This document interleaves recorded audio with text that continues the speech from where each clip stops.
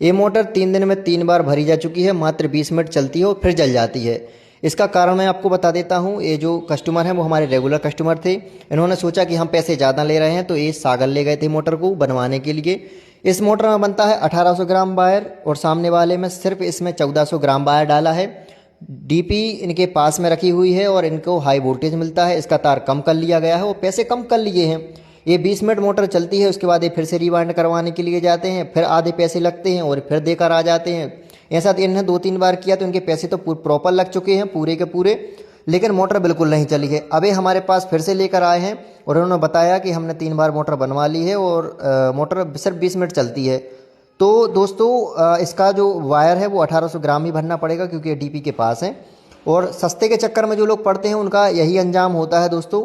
अगर ये समझ के चलिए आप कि अगर सामने वाला अगर वायर भर रहा है उसमें, तो उसी के पैसे लेगा, अलग से तो लेगा नहीं, अपनी मजदूरी काट के उतना पैसा लेगा वो मिनिमम।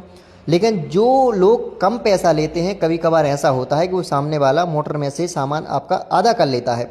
मान लीजिए इसमें 1800 ग्राम वायर बन रहा था, 1400 निकाल लिया, उसको आधा बच गया, 400 ग्राम तो बच गया उसका, तो उसमें उसका मुनाफा निकल आया।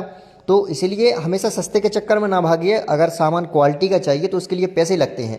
अगर रद्दी क्वालिटी का सामान चाहिए, मान लीजिए हम भी भर सकते थे सस्ते में, लेकिन उसमें हमारी इमेज ही खराब होगी कि आप कैसी मोटर बनाते हैं, मोटर जल गई। तो ऐसा काम हम बिल्कुल नहीं करते हैं और ना ही हम सस्ते में बिल्कुल करेंगे, क्योंकि जितना सामान डलता है ठोक के पैसे लेंगे और ठोक के काम करेंगे। आपको करवाना हो तो करवा सकते हैं, नहीं करवाना तो सस्ते के पास जाइए, परेशान होंगे फिर से आएंगे।